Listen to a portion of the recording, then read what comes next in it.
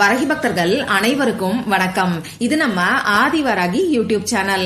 வரகி அன்னையோட அருள் பரிபூரணமா எல்லாருக்குமே கிடைக்கணும்னு மனசார பிரார்த்தனை செஞ்சுக்கிட்டு நாம இந்த பதிவை ஆரம்பிக்கலாம்.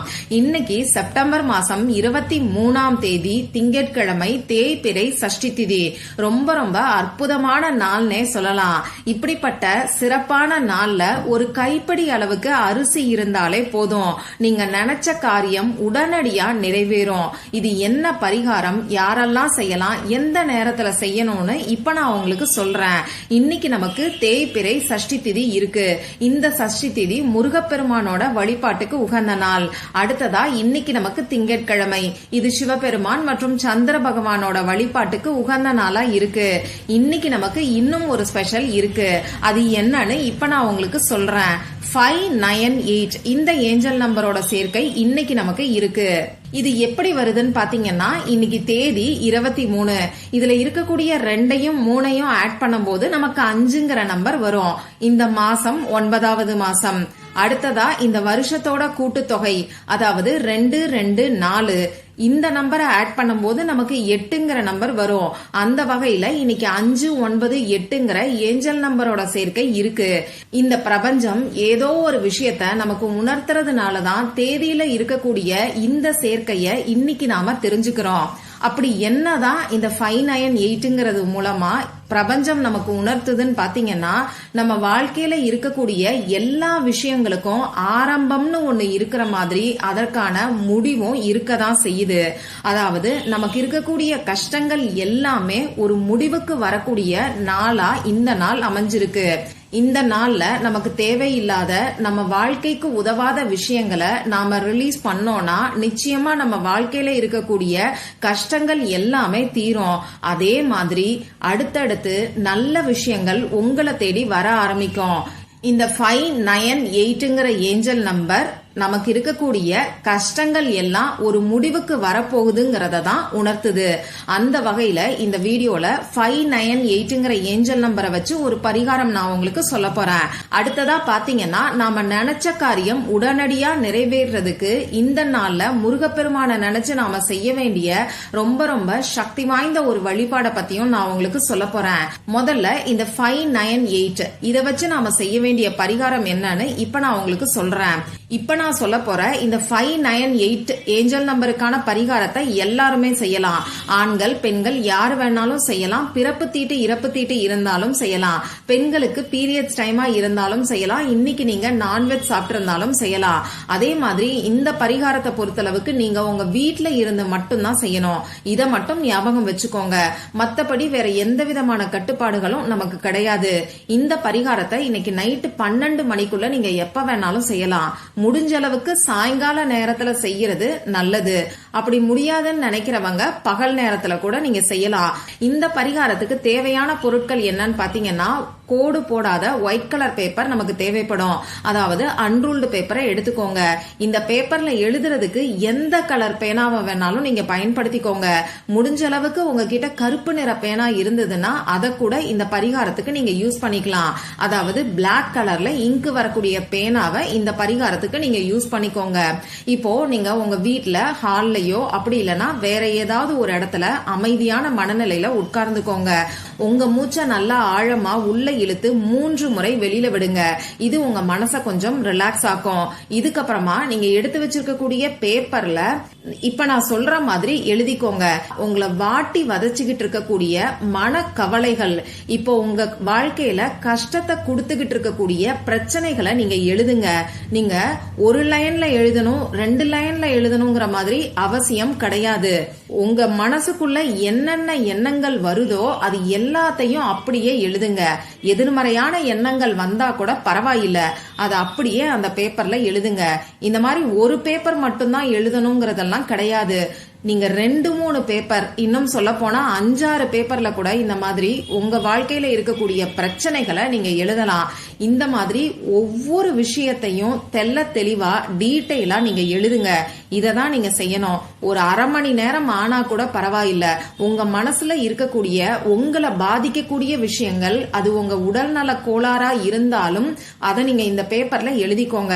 இப்படி எழுதி வச்சிருக்கக்கூடிய பேப்பரை உடனடியா நீங்க எரிச்சிருங்க. உங்க வீட்டுக்கு உள்ளேயே உட்கார்ந்து நீங்க இந்த பேப்பரை எரிக்கலாம். இந்த பேப்பர் எரியும் போது உங்களுக்கு இருக்கக்கூடிய கஷ்டம் எல்லாமே அந்த பேப்பரோட பேப்பரா பொசுங்கி போற மாதிரி எழுதுங்க. சரி, இப்ப தேவையில்லாத விஷயங்கள் எல்லாத்தையும் நாம எரிச்சாச்சு. இதுக்கப்புறமா அந்த சாம்பலை எடுத்து கொண்டு போய் கால்படாத இடத்துல எங்கேயாவது தூக்கி போட்டுருங்க. இவ்வளவுதான் இந்த பரிகாரம். இப்போ அடுத்ததா நாம நினைச்ச காரியம் நிறைவேறதுக்கு முருகப்பெருமானுக்கு சொல்ல வேண்டிய மந்திரத்தை பத்தி தான் நான் உங்களுக்கு சொல்ல போறேன். ரொம்ப ரொம்ப சக்தி வாய்ந்த ஒரு வரி மந்திரம்னே சொல்லலாம். இப்போ இந்த நாளை பொறுத்தளவுக்கு இப்ப நான் சொல்ல போற 2 பரிகாரத்தையும் நீங்க ஒன்னா சேர்த்து செய்யும் போது அற்புதமான பலன் கிடைக்கும். முதல்ல உங்ககிட்ட இருக்கக்கூடிய கவலைகள் எல்லாம் தீர்றதுக்கான 598க்கான பரிகாரத்தை நீங்க செய்யுங்க. அடுத்ததா உங்களுக்கு என்ன வேணுமோ அந்த வரத்தை நீங்க முருகப்பெருமான் கிட்ட கேளுங்க. இப்படி உங்ககிட்ட இருக்கக்கூடிய எதிர்மறை சக்திகளை நீக்கினதுக்கு அப்புறமா நீங்க உங்களுக்கு என்ன வரம் வேண்டுமோ அத நீங்க கேட்கும் போது நிச்சயமா உங்களுக்கு கிடைக்கும். நேர்மறை ஆற்றல் நிறைஞ்சு இருக்கக்கூடிய சமயத்துல நாம வைக்கக்கூடிய வேண்டுதல்களுக்கு நிச்சயமா 100% ரிசல்ட் கிடைக்கும். அந்த வகையில இன்னைக்கு இப்ப நான் சொன்ன முதல் பரிகாரத்தை செய்யறவங்க உங்களால முடியும்னா 2வது பரிகாரத்தை செய்யுங்க. சரி, இப்ப நான் சொல்ல போற இந்த வழிபாட சுத்தமா இருக்கிறவங்க மட்டும் தான் செய்யணும். இன்னைக்கு பெண்களுக்கு பீரியட்ஸ் டைமா இருந்தா இந்த வழிபாட செய்ய வேண்டாம். பிறப்பு தீட்டு இறப்பு தீட்டு இருந்தா இந்த வழிபாட செய்ய வேண்டாம். இன்னைக்கு நீங்க நான்வெஜ் சாப்பிட்டு இருந்தாலும் இந்த வழிபாட செய்ய வேண்டாம். இந்த வழிபாட்டுக்கு நமக்கு தேவையான பொருள் என்னன்னு பாத்தீங்கன்னா ஒரே ஒரு கைப்பிடி அளவுக்கு அரிசி மட்டும்தான் தேவைப்படும். இப்போ இந்த வழிபாட இன்னைக்கு சாயங்காலம் 6 மணிக்கு மேல நைட்டு 8 மணிக்குள்ள இருக்கக்கூடிய இடைப்பட்ட நேரத்துல நீங்க செய்யலாம். இப்ப நான் சொன்ன குறிப்பிட்ட நேரத்துல உங்க பூஜை அறையை எப்பையும் போல ரெடி பண்ணிக்கிட்டு எப்பையும் ஏத்தி வைக்கக்கூடிய விளக்க ஏத்தி வச்சுக்கோங்க. உங்க பூஜை அறைக்கு முன்னாடி ஏதாவது ஒரு விரிப்பையோ மனை பலகையோ சேரையோ போட்டு நீங்க உட்கார்ந்துக்கோங்க. முதல்ல உங்க குலதெய்வத்துக்கிட்டையும் முன்னோர்கள் கிட்டையும் அடுத்ததா நம்ம முருகப்பெருமான் கிட்டையும் உங்களுக்கு என்ன வரம் வேணுமோ அதை மட்டும் கேளுங்க. முக்கியமான ஒரே ஒரு வேண்டுதலை மட்டும் நீங்க வரமா கேளுங்க. கஷ்டத்தை சொல்லி பிரார்த்தனை செய்யாதீங்க. இப்போ ஒரு கைப்பிடி அளவுக்கு அரிசிய உங்க இடது கையில வச்சுக்கோங்க. இப்ப நான் ஸ்கிரீன்ல கொடுத்திருக்கக்கூடிய மந்திரத்தை உங்களால முடிஞ்ச அளவுக்கு நீங்க சொல்லுங்க. 27 முறை சொல்லுங்க, அப்படி இல்லைன்னா 108 முறை சொல்லுங்க. அந்த மந்திரம் என்னன்னு இப்ப உங்களுக்கு ஸ்கிரீன்ல தெரியும், நானும் சொல்லி காமிக்கிறேன். ஓம் ஷண்முக பதையே நமோ நமக. ஓம் ஷண்முக பதையே நமோ நமக. ஓம் ஷண்முக பதையே நமோ நமக. இந்த மந்திரத்தை நிறுத்தி நிதானமா சொல்லுங்க. இப்படி மந்திரத்தை சொல்லி முடிச்சதுக்கு அப்புறமா திரும்பியும் ஒரு தடவை முருகப்பெருமான் கிட்ட மனசு உருகி பிரார்த்தனை செஞ்சுக்கோங்க. இப்படி வழிபாடு செஞ்சு முடிச்சதுக்கு அப்புறமா உங்க கையில இருக்கக்கூடிய அரிசியை எடுத்து ஒரு தட்டுல கொட்டி வச்சுக்கோங்க. இத 2 பாகமா பிரிச்சுக்கோங்க. முதல் பாகத்தை எடுத்து நீங்க சமைக்கிறதுக்கு வச்சிருக்கக்கூடிய அரிசி டப்பால நீங்க கொட்டி வச்சிருங்க. 2வது பாகம் இன்னைக்கு நைட்டு ஃபுல்லா அப்படியே இருக்கட்டும். உங்க பூஜை அறையிலேயே கூட இந்த அரிசியை நீங்க அப்படியே வச்சிருங்க. நாளைக்கு காலையில எந்திரிச்சு காக்கை குருவிகளுக்கு இந்த அரிசியை நீங்க உணவா வச்சிருங்க. இவ்வளவுதான் இந்த வழிபாடு.